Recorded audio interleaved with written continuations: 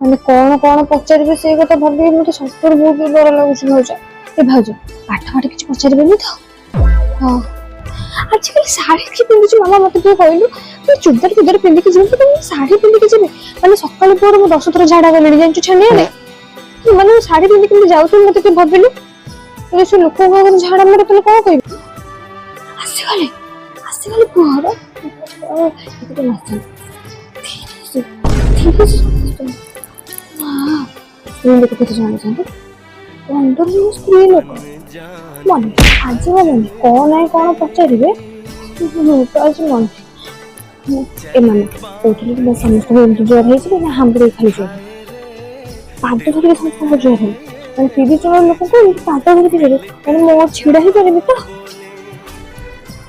ମା ମୁଁ ତ ସମସ୍ତଙ୍କର ମାନେ କଜିଆ ଦେଖାଉଛନ୍ତି ରୋଗୀ ସବୁ ଯାଇଛନ୍ତି ମତେ ଆଜି ମାନେ ଖାଇବେ ମାରିକି।